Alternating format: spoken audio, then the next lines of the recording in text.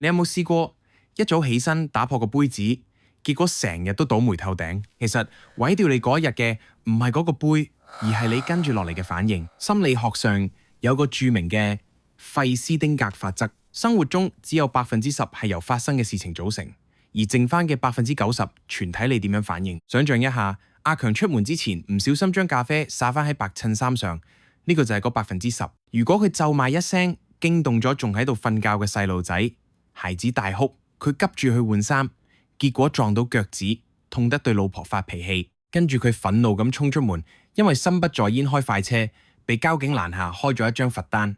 等佢趕到公司已經遲到半個鐘，仲帶住一身戾氣跟同事嘈咗一架。睇啦，10%嘅咖啡只係引子，剩低90%嘅災難，全係佢自己親手擴大出嚟嘅。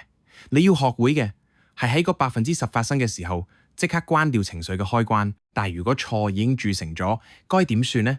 呢個時候你需要第二個智慧，及時止損。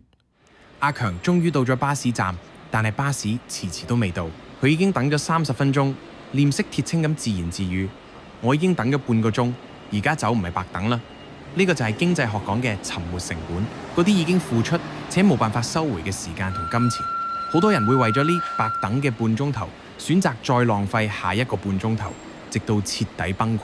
智者會問自己：而家呢一秒，乜嘢嘅選擇對未來嘅我最有利？如果係走路，只要15分鐘，佢會毫不猶豫咁轉身離開，而唔係死守住嗰已經失去嘅30分鐘。人生最貴嘅代價就係為咗挽回一個錯誤而犯下更大嘅錯誤。費斯丁格法則話俾我哋知，別讓情緒擴大損失。